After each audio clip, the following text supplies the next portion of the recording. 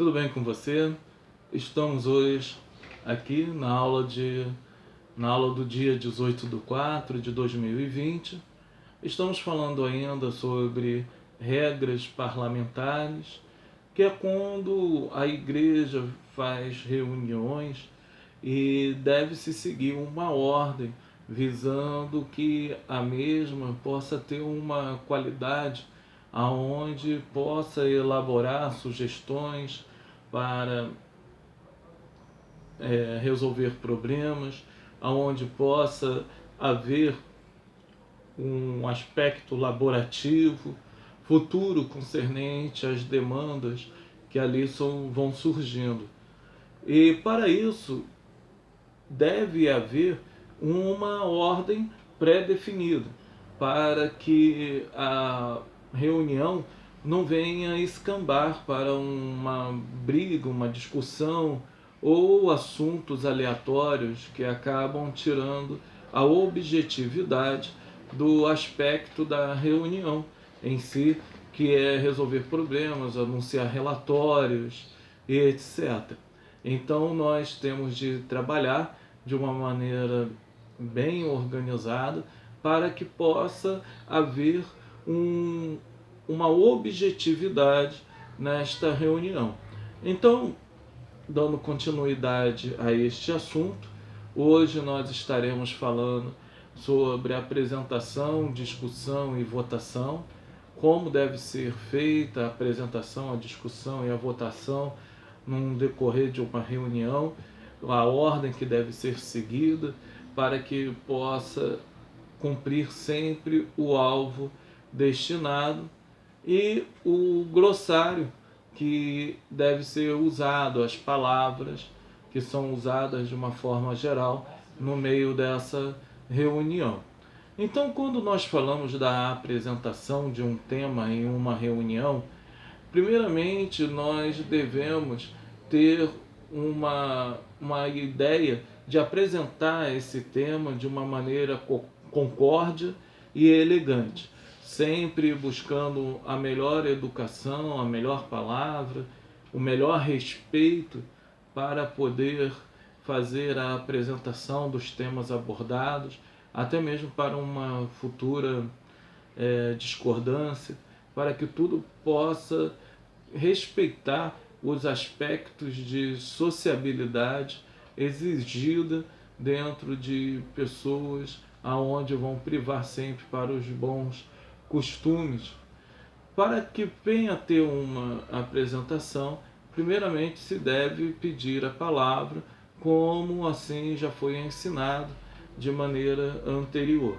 Após a solicitação da palavra, devemos prosseguir num caminho aonde vai detalhar de uma maneira bem clara e objetiva os aspectos daquilo que nós estamos elaborando, daquilo que nós estamos falando, para poder ter um sentido mais amplo da característica da apresentação que foi assim feita. Concernente ao presidente, deve permanecer ao enunciado da proposta, né? Deve preceder o enunciado da proposta, sempre utilizando a seguinte oratória. O senhor, diz o nome da pessoa, apresenta a consideração da Assembleia a seguinte proposta. E aí fala o nome da proposta ou para onde ela está sendo direcionada. Se a proposta for apresentada de maneira incorreta, vai caber ao presidente interferir e falar de maneira bem amistosa, tentando corrigir esta proposta para que não venha a ter uma má compreensão do plenário. Então a proposta, depois sendo esclarecida, se assim tiver necessidade, deve seguir para a votação. E depois, sim, apenas depois disso, as anotações do secretário. Então as propostas, elas devem sempre ser por escrito. Isso é um aspecto que tem de ser trabalhado, principalmente dentro das igrejas que não têm esse hábito. Por quê? A proposta por escrito, ela é distribuída para a mesa diretora, o orador que vai apresentar a proposta já tem ela em mãos, perdão, e os demais oradores que terão chance para falar no decorrer da discussão também já estão de posse prévia da proposta para que possam fazer as suas anotações de maneira bem organizada e sistemática para que não venha a escambar a reunião para conversas, ruídos que não têm nada a ver. Então, após disso, há a conclusão, aonde segue-se o apoio à proposta. Né? Aqueles que apoiam a proposta, por favor, declarem com um símbolo levantando as mãos para cima, ou dizendo um sim, ou se colocando de pé. Até feito dessa forma no parlamento britânico, eles se colocam em pé quando apoiam uma proposta que foi dada. Vocês já devem ter visto isso na televisão. Então, quando há esse tipo de apoio, vai ter um parâmetro que vamos ver mais à frente, mas ou o voto escrito, digital, mecânico, e assim, ou nominal, dependendo da forma que é organizada o estatuto e até mesmo a reunião.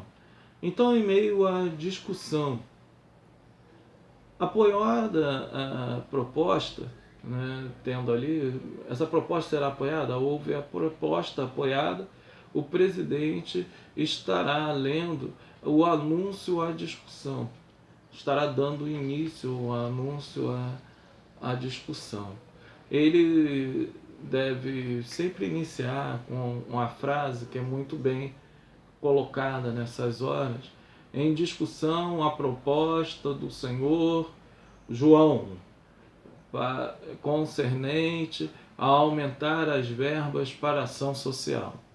Então, aí vai abrir a discussão, eu sempre aconselho que sejam líderes que estejam inscritos, obreiros, ou alguns membros que têm alguma ideia, mas que sejam inscritos anteriormente. Mas eu também sempre fiz parte de igrejas um pouco maiores. Quando há uma igreja menor, como eu fui missionário no campo, e a igreja era bem menor, pastor também de uma igreja menor, não há uma necessidade de você fazer inscrições, mas, contudo, eu sempre prefiro que haja um representante da igreja, 2 representantes, um contra e um a favor da proposta, para que possa assim haver uma discussão saudável, porque senão pode gerar uma desinteligência no decorrer da reunião. E isso não é bom, porque muitas pessoas vão falar, uma acaba atropelando a outra, isso é muito chato. Né? Então, é de extrema importância a discussão se limitar única e exclusivamente à proposta. Sempre tem aquela pessoa que vai falar assim: ah, mas esse assunto me lembra aquele assunto, por exemplo, a verba para assistência social. Esse assunto me lembra sobre economizar papel de toalha no banheiro. Né? Porque nós estamos gastando, você deve como presidente, senhor, irmão fulano, senhor fulano de tal, nós não estamos tratando desse assunto no momento. Se o senhor assim deseja, escreva essa proposta e direcione para a mesa diretora, que reunião futura estaremos deliberando sobre este assunto. Quando encerra-se a discussão, por isso que é bom você inscrever os oradores. A discussão ela é encerrada quando terminam os oradores. Se você limitar o número de oradores, você vai limitar o tempo de discussão também, podendo dar 20 minutos para cada um, 10 minutos para cada um. Eu creio que 10 minutos é sempre o suficiente. Então, terminamos esse primeiro vídeo, vamos nos direcionar ao segundo vídeo dentro de instantes. Te vejo daqui a pouco.